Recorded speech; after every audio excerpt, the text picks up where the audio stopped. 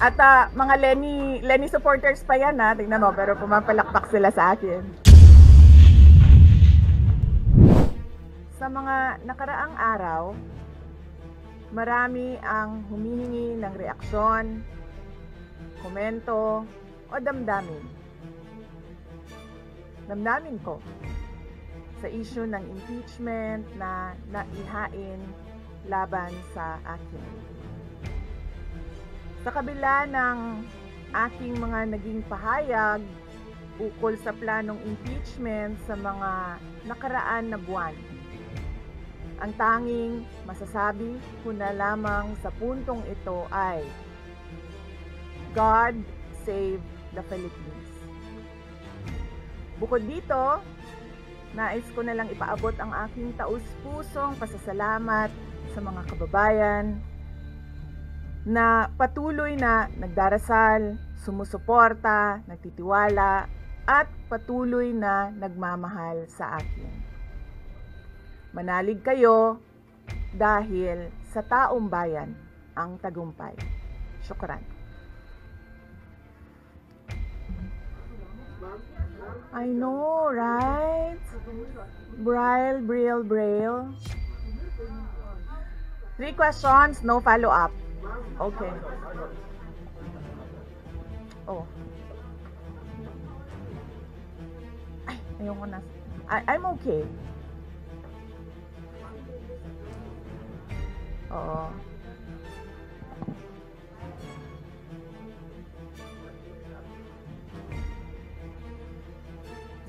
Sabi kasi, ito lang daw basahin ko.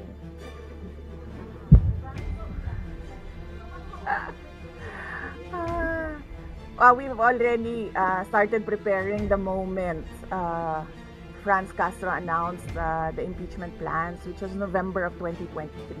So November of 2023, there were already lawyers doing their work for the impeachment. So we leave it to the lawyers. Last question.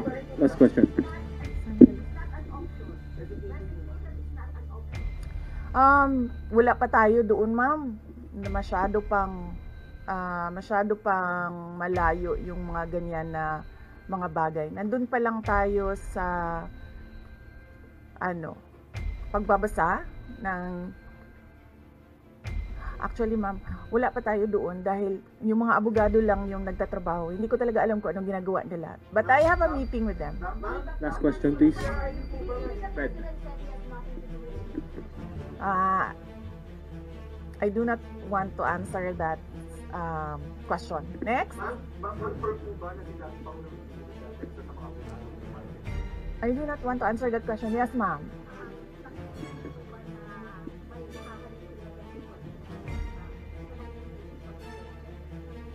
I do not want to answer that question. Last question.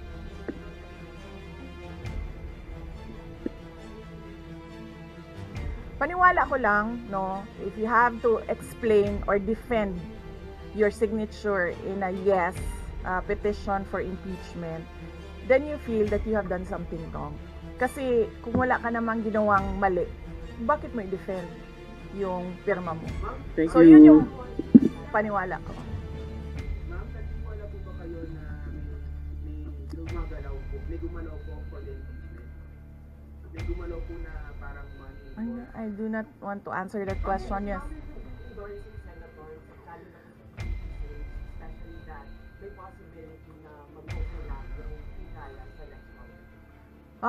Hindi pa namin napapag-usapan kung ano yung gagawin ko for the upcoming campaign and election.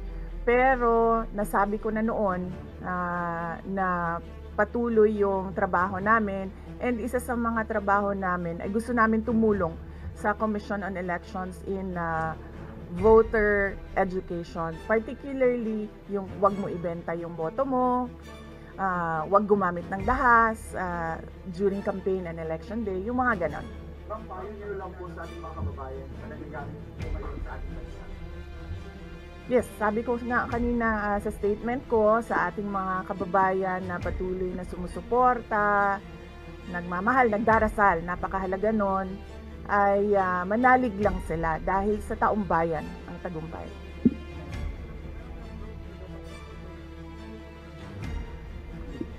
Nanong naa ka diri sa Manila na taga Davao man ka? Thank you, OVP Media. Yes sir.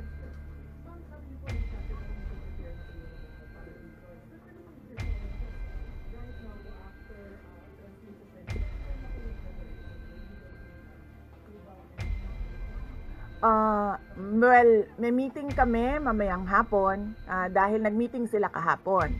Hindi ako sumali, so merong briefing, legal briefing mamaya ang mga lawyers.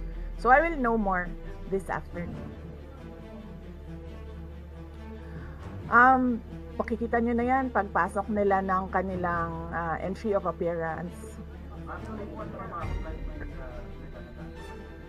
Yes sir, opo. Kakatapos lang po ng planning conference ng Office of the Vice President. So we did it last Tuesday, Wednesday, and Thursday para po sa 2025 and 2026.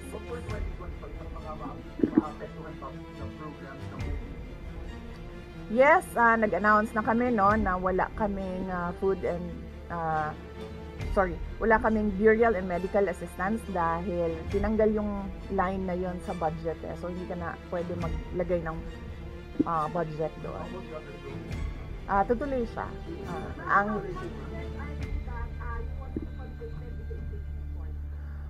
Wala pa tayo, masyadong pang malayo yan ma'am. Wala pa tayo, hindi pa natin inaano yan. Final question, ina-assess ngayon. Final question. Nagtanong ka na ba? Kanina? Sige, ikaw. Final question, Lance.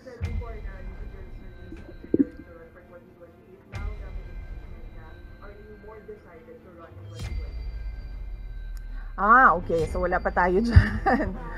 Wala pa tayo dyan. But, nasabi ko naman di ba? Paulit-ulit kung we are seriously considering that. But it's difficult to decide without numbers. So, kailangan malaman yung surveys and numbers. Sa next year pa yun. Oo. Sir, nagtanong ka na? Sir. Yes, sir. Ron.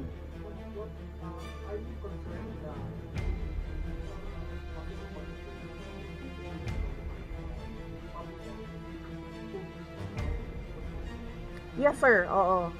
Alam ko po yung penalties ng impeachment. And the moment na nag-resign ako sa Department of Education, before ako nag-resign sa Department of Education, pinag-isipan ko na lahat yan. Sir. Masasabi ninyo na lalo pa kayong nainganyo na ituloy ang pagtakbo sa 2025 presidential election? Nasagot ko na ata yung kanina sa question ni Sir na nakaitim. Sir. Number one in the articles of impeachment was the assassination threat to the president. Did you get it? I did not make an assassination threat to the president. Sila lang nagsasabi niyan. Sila lang nagsasabi may assassination. Sila nagsasabi may assassin, may gunman. Next po, GDB. Not say that. Sola.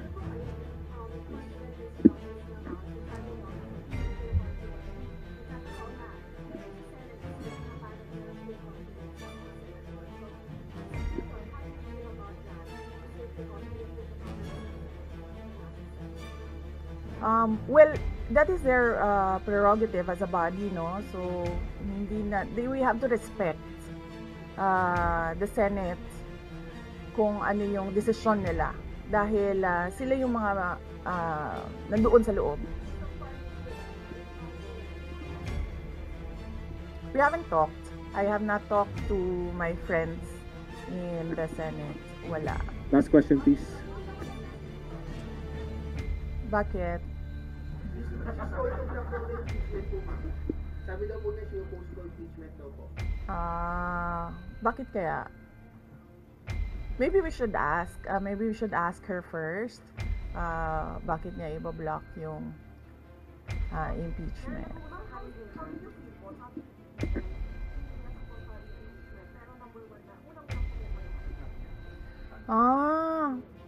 ka... Kasi sabi, ito lang daw basahin ko. Yan, may ang daming nagbabantay sa gilid. Usap niyo na ba yung father niyo after your incident? Wala pa. But nagpadala ako ng message through sa kanyang assistant and sinabi ko na ano ba sinabi ko? Hindi ko maalala. I think I said everything will be all right. Yun nata ang sinabi ko. His reply was a song. MacArthur's Park. So, nagpadala siya ng video na kumakanta siya. Hindi ko pa nabasa, ma'am, yung complaint. But I understand lahat ng mga complaints na na-file sa House of Representatives, nabasa na ng mga lawyers.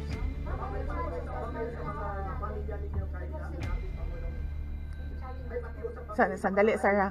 Sandali, Sarah. What's wrong, wait? Ang preparation, challenges sa preparations, but so far wala naman. Wala naman kaming lang kami, na-overwhelm kami kasi ang daming mga lawyers na nag-signify na tutulong sila sa defense. So ngayon ay pinag-uusapan on how to go about it na makuha lahat ng kanilang commitment of support at makatulong din sila sa pag-iisip kung ano yung gagawin sa defense. Harleen Delgado, ABS-CBN. Harleen, ABS. Nagtanong ka na, ma'am? Wala pa, ma'am. Sige, ma'am.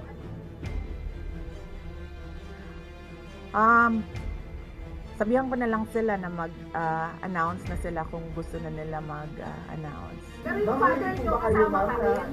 Kasi sabi niyo before, your father would be helping also. Well, he is welcome. He is a lawyer. So he is welcome to give his advice, input in the defense.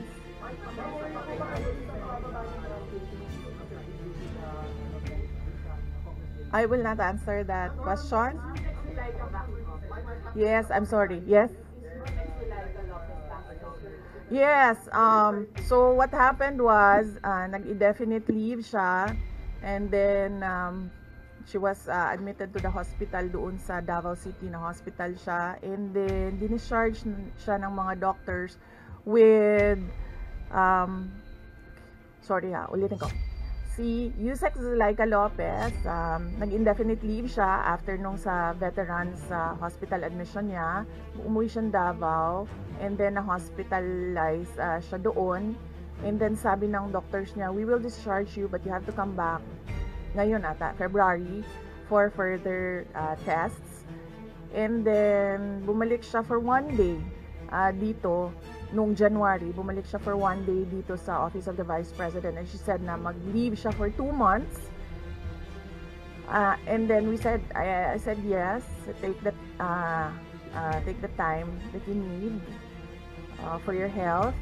And then after a week, bumalik siya. Nung January, after a week, bumalik siya dito, and then she said hindi ako mag-leave. So sabi ko, okay, welcome back.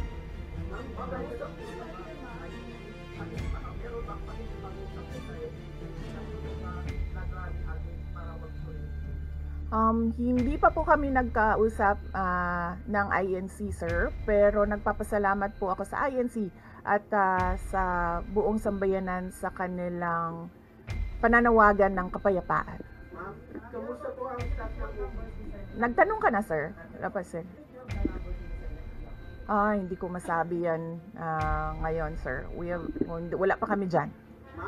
Miss Iz. Nagtanong ka na, ma'am, wala pa. Miss Iz.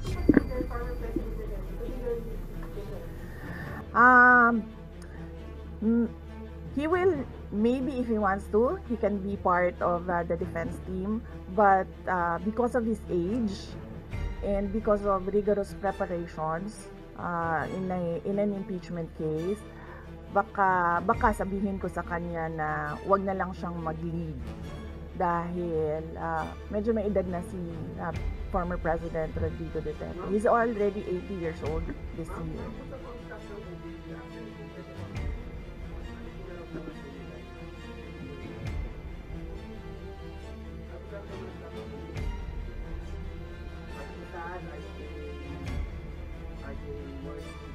Hindi ko alam nila na pinagtatawanan lang nila ako dito sa gilid kasi hindi daw ako sumunod. Sabi, basahin lang daw talaga ito.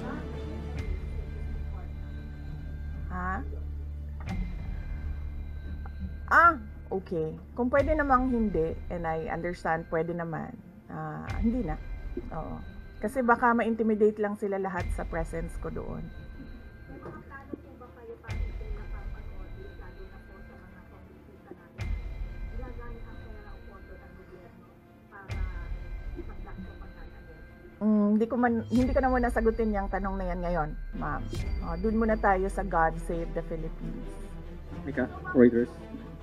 Or having the reporters to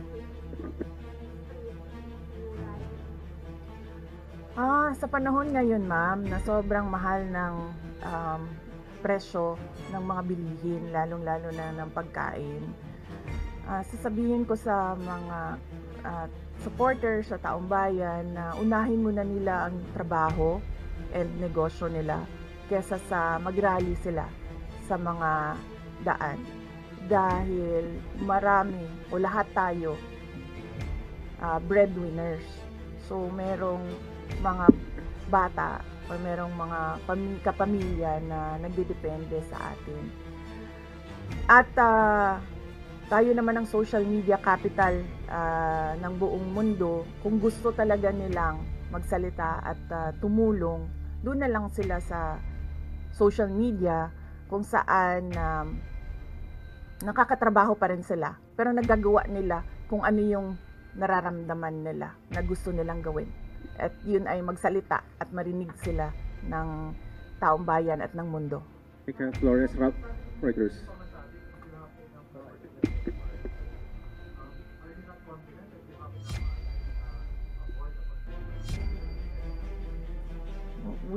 Hindi ko pa naisip yan, sir.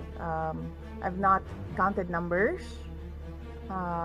of votes in the Senate, so we are not there yet. We are still, the legal team is still in the preparation of the defense and what we will do moving forward. Ma'am, can you feel this way? Maraming mga congressmen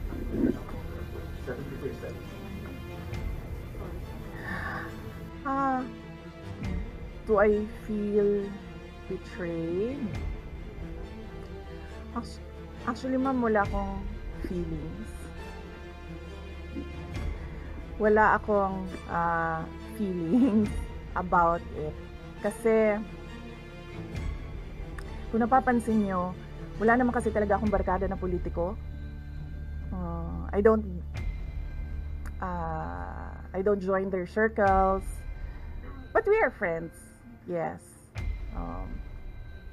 But kung ninong at ninang lang ng mga anak, walang ninong at ninang na politiko ang mga anak ko. Oo. Maliban kay Stonefish, dahil nandoon si former President Erap Estrada. So, I don't move in the circle of politicians. Kaibigan, yes. But to say that meron akong close relationship, personal relationship with them, wala naman.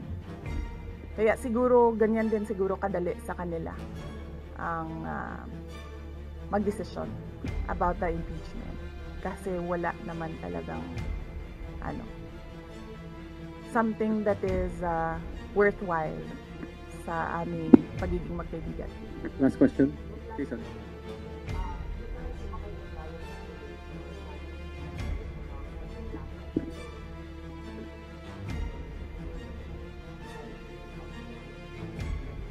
Yes. Oo. Si JC. Si JC. Hindi siya natulog. Sabi ko sa kanya, matulog na JC kasi ang mangyayari ay mangyayari kaya sera-sera. Diba? Comment yun lang po, ma'am. Alam ko matagal na ito, but the prosecutor's office did not do any pasok na kaso. Yes. What your initial reaction about that? And second po, any updates sa security details natin ang tuloy po pa yung pag-hire po natin ng Okay, hindi ko na sasagutin yan ha. Dun lang tayo sa God Save the Philippines. Okay. Ma'am, you said that gaano na po palala ang problema ng Pilipinas ever since nagkaroon ng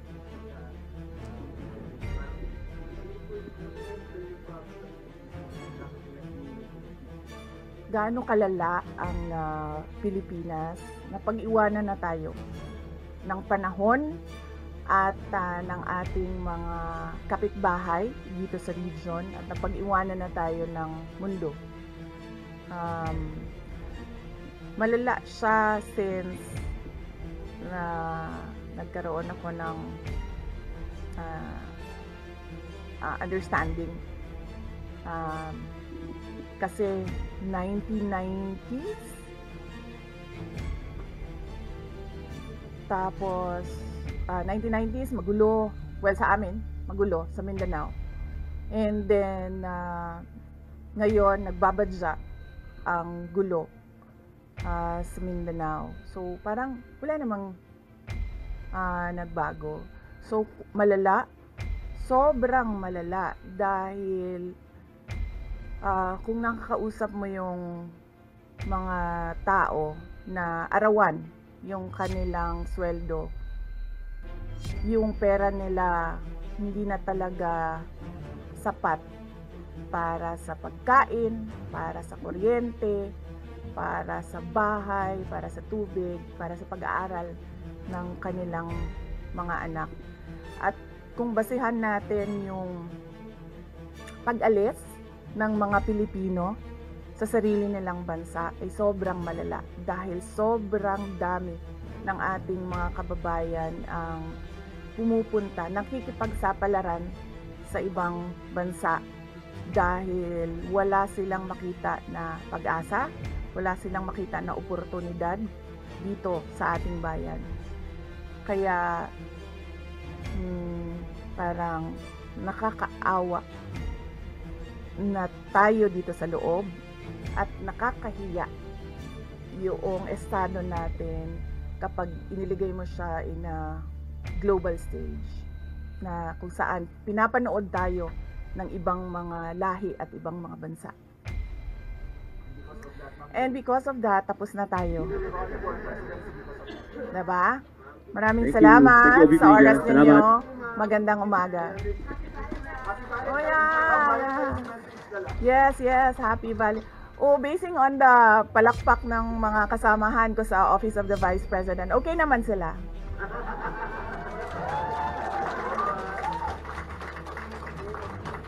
At mga Lenny supporters pa yan, ha. Tingnan mo, pero pumapalakpak sila sa akin. No, ano Valentine's? Yes, Valentine's. Alam nyo, mas masakit pa ang maiwanan ng boyfriend o girlfriend kesa ma-impeach ka ng House of Representatives.